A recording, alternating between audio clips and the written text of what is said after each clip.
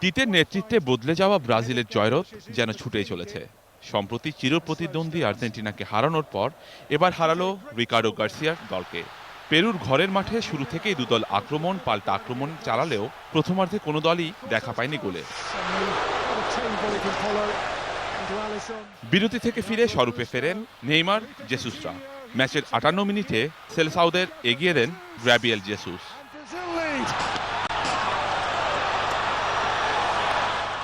এরপর মিডফিল্ডার রেনেটো আগেস্তো গোল সংখ্যা বাড়ান, তবে গোল ব্যবধান আরও বাড়ানোর সুযোগ থাকলেও তা হয়নি ফরোয়ার্ডদের ব্যর্থতায়। ফলে ২-০ গোলের জয় নিয়েই মাঠ ছাড়ে ব্রাজিল।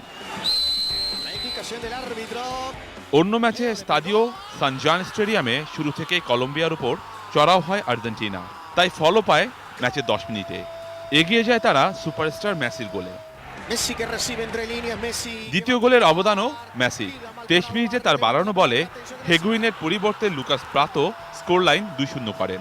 আসলে মেসির দিনে আর্জেন্টিনা জয় আটকানো মুশকিল, সেটা আবার দেখা গেল ৮৪ মিনিটে। তার বাড়ানো বলে ব্যবধান ৩-০ করেন ডি মারিয়া।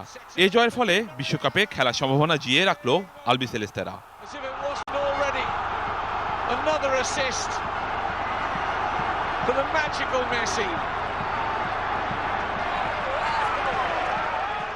দক্ষিণ আমেরিকা অঞ্চলের বিশ্বকাপ বাছাইয়ে ১১ ম্যাচে ২৪ পয়েন্ট নিয়ে তালিকার শীর্ষে এখন ব্রাজিল। অন্যদিকে এক ম্যাচ বেশি খেলে ১৯ পয়েন্ট নিয়ে টেবিলের ৫-এ উঠে এসেছে আর্জেন্টিনা।